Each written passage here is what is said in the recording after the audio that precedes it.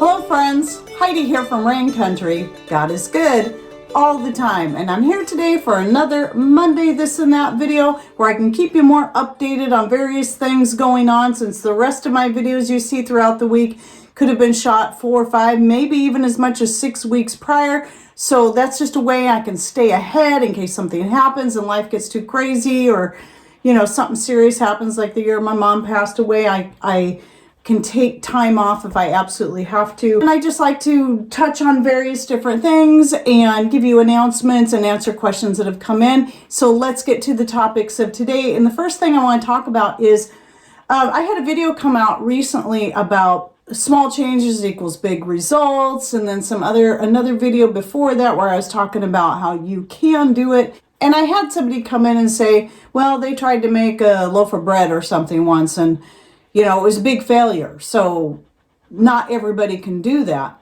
And I think it's because I was sharing about how the first thing I ever made from scratch was when I was 9 years old, and I did it all on my own, making cornbread, just following the recipe. But while that was a success, there have been other things I've tried the first time were not a success. The point of what I'm trying to say here is that we're not just born with these skills. We have to learn them as we go. Now, following a recipe on a box was pretty simple. It was my first time doing that, and it actually turned out good. I surprised myself. Again, yes, failures can happen. There can be basic things that we simply don't understand about measurements, or maybe our oven just runs hotter than normal like mine does. These are things that you have to learn as you go. And so you can't just try something once and expect to just be a professional at it. Everything takes time to develop skills, and it's practice. And so it's the same thing with growing a garden. Some people think that, okay, well, I'll grow a garden when things get hard, but without the experience and finding out what's going to work best in your area, or what variety of tomatoes are going to grow best for you, or beans or whatnot, you're not going to know that until you do it. It takes time and practice. It doesn't matter if it's baking things from scratch, sewing, crocheting, knitting, whatever it is that you're wanting to do, woodworking, everything takes time. So we're not just born with these skills. Now, some people are maybe born to be able to pick up things faster than others, but let me tell you a little story. Is that I taught dance to kids from ages 3 on up through late teens for 28 years or so. And during that time, some of the biggest joys I had were not the ones that were naturally gifted to pick up steps and do things. Yeah, they were fun to have in class, and it was nice that it made it so easy for me to teach them. But the biggest joys for me were the ones that I remember. One girl in particular, she just could not grasp the concept of simply pointing her foot. She couldn't get it. I kept working with her and working with her and working with her, taking her foot and physically putting it into the shape it needed to be in. And then she would stick her foot out there and still would flex it because she just couldn't quite understand. Then all of a sudden one day it clicked, and it was so exciting. It was exciting for me. It was exciting for her. Just because it took her a while to really get that very basic concept, it didn't mean that she was stupid, and it didn't mean that she couldn't do it. It meant it just took her longer to get it. And once she did, she didn't forget it. And it was exciting to see that. And I'd see that in many of my students when they'd finally get something, and then they'd really excel because they'd get that boost of self-esteem, and then they would work even harder. So don't give up just because you tried once and you failed. It's actually rather rare to try something once and have amazing success. It's just, life doesn't happen that way. So don't give up if you're wanting to learn skills, any kind of skill, whatever it may be.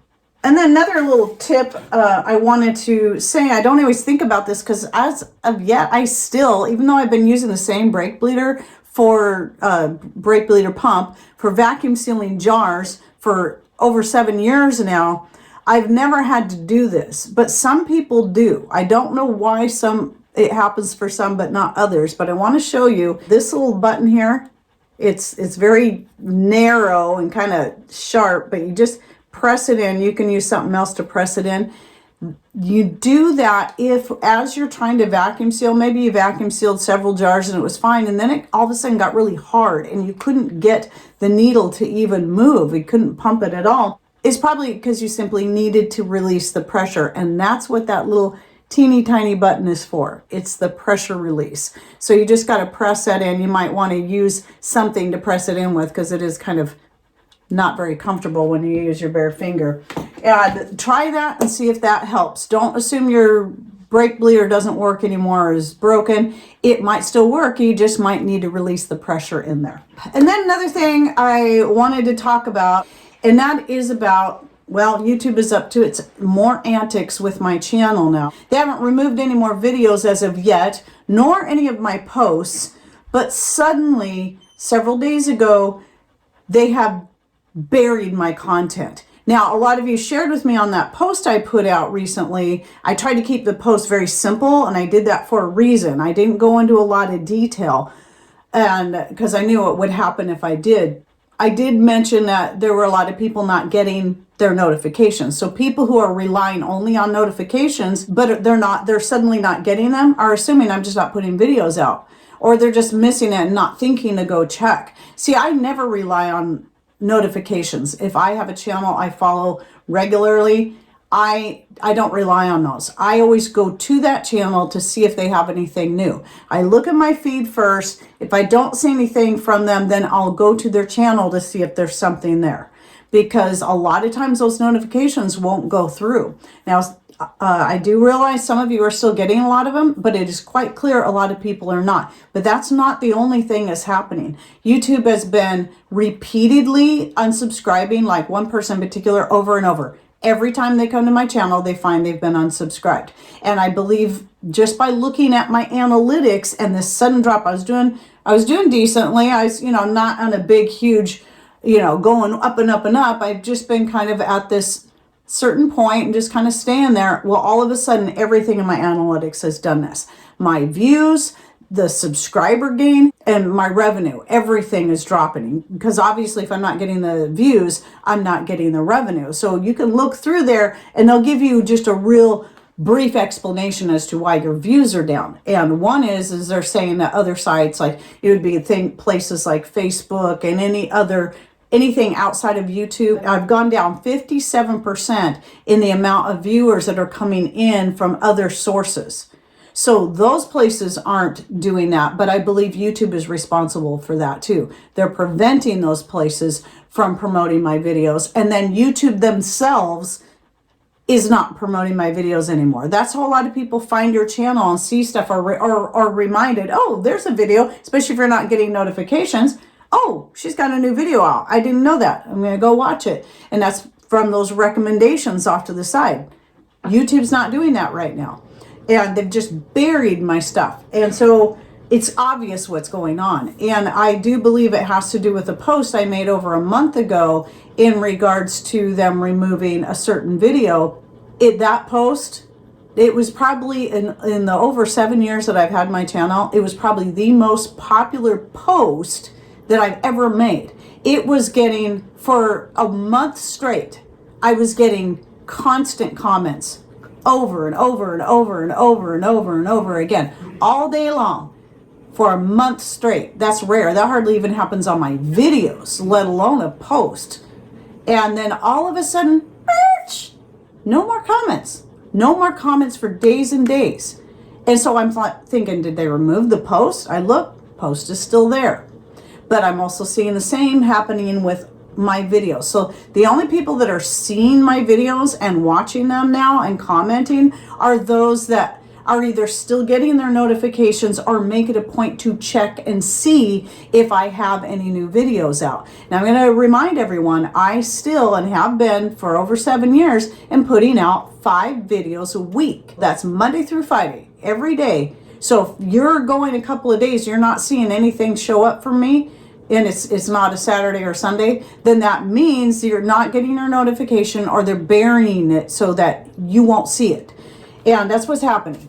And I think they're just punishing me because I complained about the video that they wrongly removed, make it a false claim against me and what I spoke about in that video. It was completely false. So I shared this before, you know, they claim that I was talking about, they marked it as medical misinformation when it had nothing to do with medical anything, and claimed I was talking about harmful and dangerous substances, which absolutely did not. I went and double checked again, because they're always changing this, their list of dangerous and harmful substances, and not one thing in that list did I mention in that video. So it was a false claim. Yes, I did try to appeal it, but all it did was didn't give me a chance to fill anything out or explain anything. It just said, oh, thanks for your appeal. You press a button, and then seconds later, oh, your appeal has been denied and we're not going to put your video back up. So the other reason I'm saying all this, it's all the more reason why I'm trying to expand out even more to other social media sites. A lot of you know I have a Rumble channel. I've had that channel for 2 years now. I've really been upping my game a lot lately, and especially now that they have playlist options. So I'm building more and more playlists. I'm populating those playlists. You'll see most of the videos, a lot of them are going to be older videos that are going to be uploading. So if you're subscribed to me on Rumble, especially if it's a Saturday or Sunday, you might see a bunch of videos publishing within, you know, one, and then an hour later another, an hour later another. I try to spread them out a little bit throughout the day so you're not getting pummeled too hard. But what I'm trying to do is make sure I'm getting them up there so that if everything here keeps getting buried or gets removed altogether, at least you can still have a place to view those videos. So again, some of those videos you'll see, it can be as, you know, as much as 5-6 years old. I'm really not putting much up from my very, very early days because of the dark picture sound and stuff. I'd rather just make new videos when it comes to those. Aside from that, I've also, you know, I went back to Instagram, and so I'm kind of building that back up.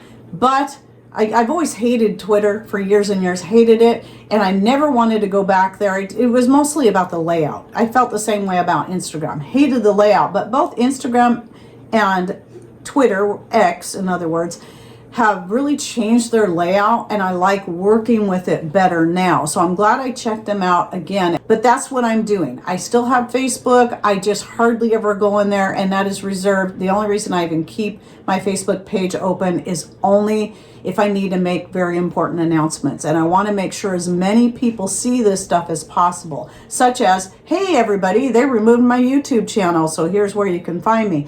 That's why I'm expanding out to these different places. So you will find my freesteading is another one. You'll find that link, the X link, the Instagram link, you'll find, and my Rumble link, all in the description box down below. If you're following me on YouTube, obviously if you're on Rumble, you already know about that, but you may want to look into, if you have X or if you have Instagram, these are just some other places that you can follow me. But I want to follow this up with, never ever feel like you have to go get a freesteading account or an Instagram account or an X account just to follow me.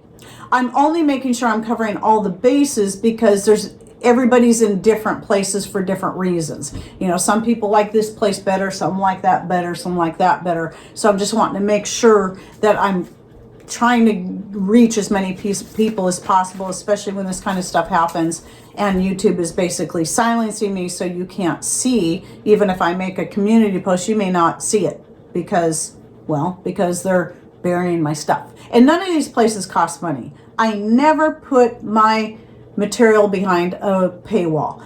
And even though I have Patreon, again, all of my posts there are free to all. Okay, then another thing I wanted to remind everyone is a couple of years ago or so, I did a video on dehydrating and making pumpkin or other types of squash powders. So I have done this with spaghetti squash, I've done this with pumpkin. Those are really the only two I've done. But if I was growing other squash, I would do the same thing for whatever we weren't going to use up fresh right away. But I put it up in the form of dehydrated because it takes up so much less space. I don't have to rely on my freezer. I don't have to worry about it in canned form, taking up more space in my pantry. And right here, this represents most of my pumpkins that I got. They're all pie pumpkins. This is the only one I have left. And I decided I'm just gonna cook this one up real soon for dinner. And anyway, because yeah, you can eat pumpkin for dinner too, like you would any other squash. But what I have here, it's not a powder yet. So I have 2 quart jars, And what this is just the pumpkin I've been dehydrating through the week and just basically crushing it and putting it in these jars. In fact, I like to use the tamper Patrick made me to just kind of tamp it down in there so it takes up less room until I was done. I wanted to wait till I was all done and then powder it up because I didn't want to dirty up my blender for just one batch at a time. Because this took about almost full dehydrators full to fill up these 2-quart jars right here.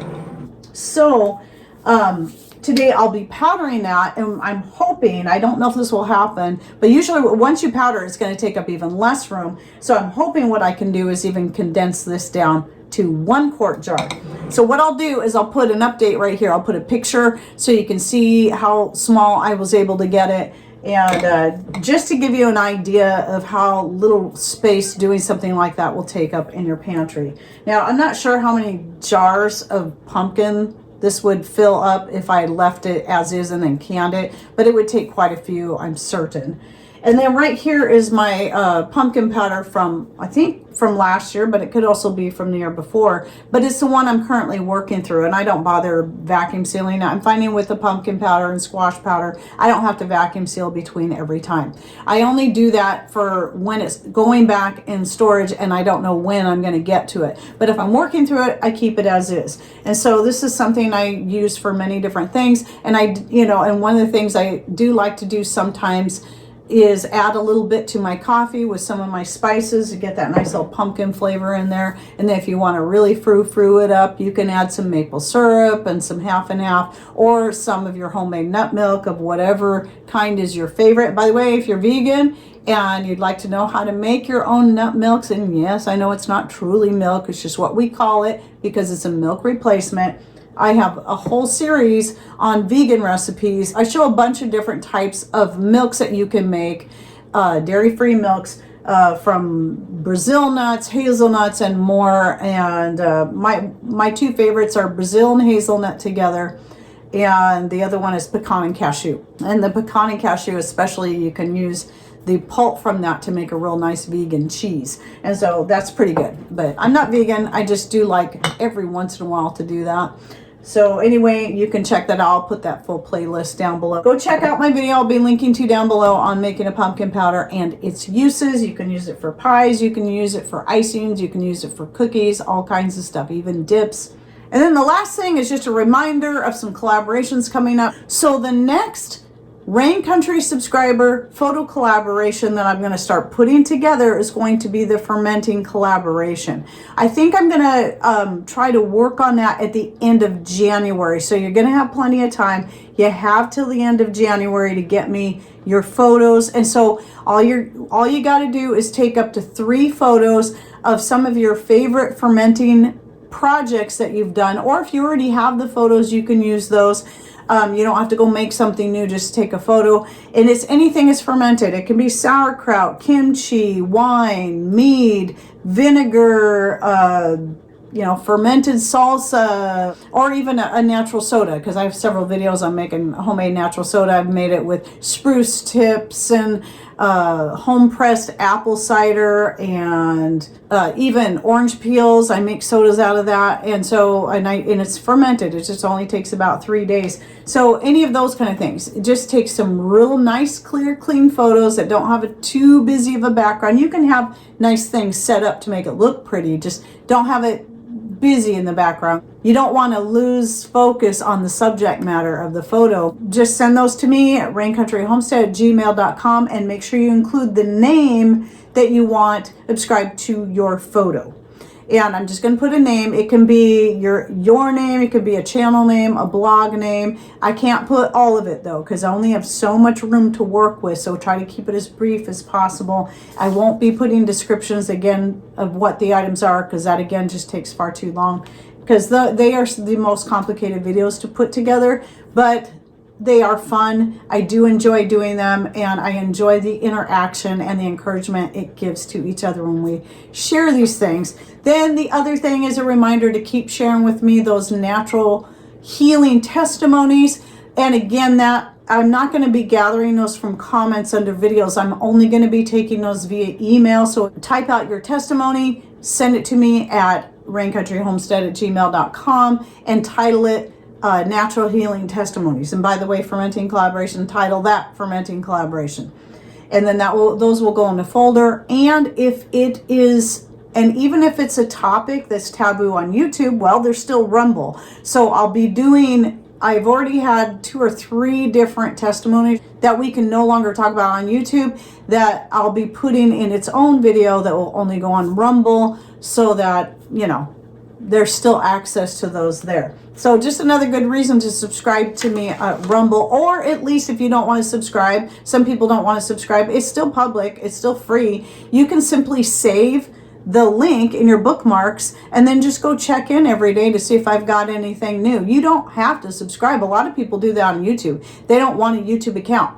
So they just, I used to do that for years. There were certain channels I watched. I just saved their channel links in my bookmarks, and then I visit those channels every day to see if they have anything new. This was before I actually set up an account. So you can do that on either site, and you don't have to set up an account. And again, it's free. Okay, it costs nothing. So I hope you enjoyed my this and that for the week, and don't forget to check out, if you want to find any of my other social media links, video links, and so on. Make sure to click on either the word more or show more somewhere right down here below the video screen. You should see that. It'll be right below the video screen, but above the comment section. When you click on those words, it'll open up the description box to find everything, all the information I put in there. All right. Well, any thoughts, ideas you'd like to share, put them in comments down below. And thanks for watching. Take care and God bless.